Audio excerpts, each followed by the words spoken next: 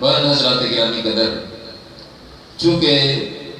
اس ماہ معظم و محتشم کی ابتدا میں 6 تاریخ کو خواجہ خواجگان نائب رسول عطائے رسول فی الہند امام الاولیاء سند الاصفیاء حضور سیدنا خواجہ معین الدین چشتی اجمیری سنجری رضی اللہ تعالیٰ عنہ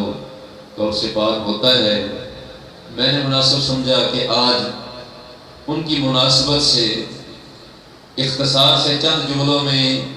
ان کی بارگاہ میں خراج عقیدت پیش کریں کہ سیدنا خواجہ معین الدین چشتی اجمیری رضی اللہ تعالیٰ عنہ اپنے زمانے میں چوٹی کے اللہ کے ولی تھے۔ 537 ہجری میں آپ کی ولادت ہوئی۔ سرکار سیدنا خواجہ معین الدین چشتی اجمیری رضی اللہ تعالیٰ عنہ والدہ کی طرف سے حسنی اور والد کی طرف سے حسینی سید ہیں، اور غوث پاک رضی اللہ تعالیٰ عنہ سے بڑا ان کا قریب کا رشتہ ہے کہ حضرت سیدنا غوث اعظم رضی اللہ تعالیٰ عنہ اور حضرت خواجہ معین الدین چشتی اجمیری کی جو والدہ ہیں وہ غوث پاک کی چچا زاد بہن ہیں۔ حضرت خواجہ خواجگان خواجہ معین الدین چشتی اجمیری رضی اللہ تعالیٰ عنہ نے بچپن میں ہی اپنے مطلب جو ہے نا دینی علوم و فنون کی طرف رغبت فرمائی۔ ابتدا میں آپ کے 14 سال کی غالباً آپ کی عمر تھی کہ آپ کے والد گرامی کا انتقال ہو گیا، اور اس وقت انہوں نے اپنی وراثت مختصر سی جو چھوڑی تھی ان میں ایک باغ تھا۔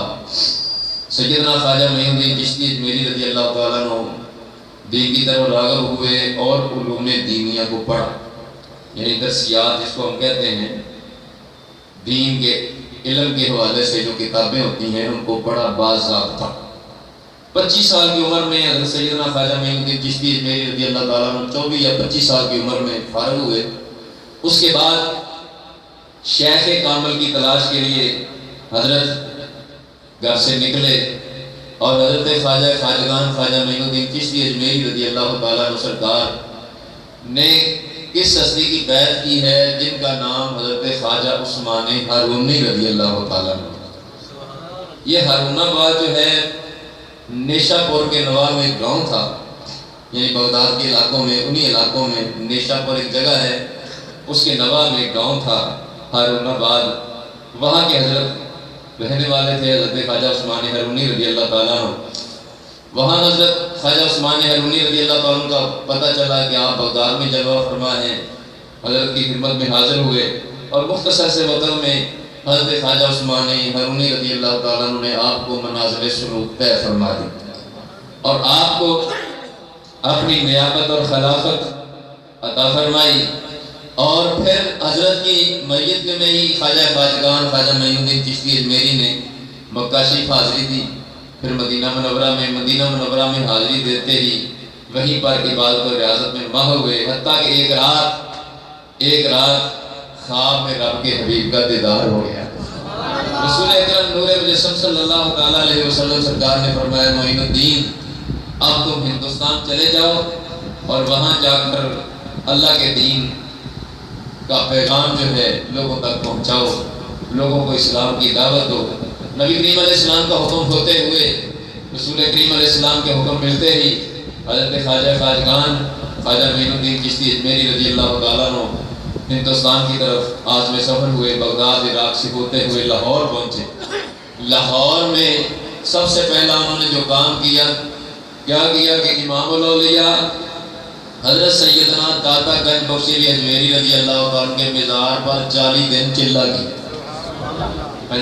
اور وہاں پر فیض حاصل کیا داتا صاحب رحمۃ اللہ علیہ، اور جاتے جاتے بابا جی کہہ کہ خواجہ خواجگان خواجہ معین الدین صاحب کہ گنج بخش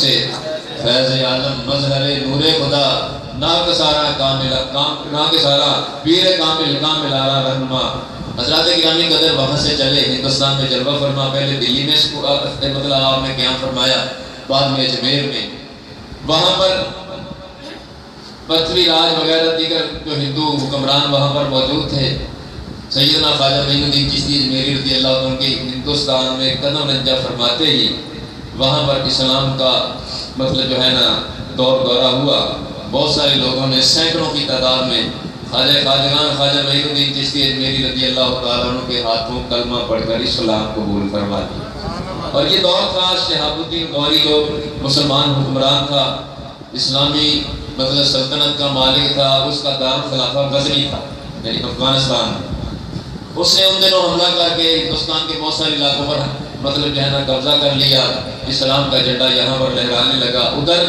دلوں کی یعنی بظاہر اسلام کا جھنڈا لہرانے والا شہاب الدین غوری تھا، یعنی حکومت بظاہر کرنے والا شہاب الدین غوری تھا، مگر دلوں کی حکومت کرنے والا خواجہ خواجگان معین الدین چشتی اجمیری رضی اللہ تعالیٰ عنہ۔ حضرات گرامی قدر، بہرحال سینکڑوں کی تعداد میں لوگ حضرت خواجہ خواجگان کی نظر کی برکت سے مسلمان ہوئے اور مطلب ہندو مت سے انہوں نے توبہ فرما کی ہے اور اسلام قبول کیا۔ اور بہت سارے ان میں بھی اولیاء کرام علیہم الرضوان ہوئے، جن میں حضرت خواجہ قطب الدین بختیار کاکی رضی اللہ عنہ جو آپ کے خلیفہ تھے، ان کو آپ نے دلی میں اپنا نائب مقرر کیا۔ اور حضرات گرامی قدر بالآخر وہ وقت آیا کہ 633 ہجری میں حضرت خواجہ خواجگان خواجہ معین الدین چشتی اجمیری رضی اللہ تعالیٰ عنہ سرکار کا دنیا سے آپ نے پردہ فرما لیا، وصال ہو گیا۔ تو حضرات گرامی قدر مختصر تو میں نے آپ کی جس سوانے کے حوالے سے چند باتیں عرض کرنا تھی وہ کر دی۔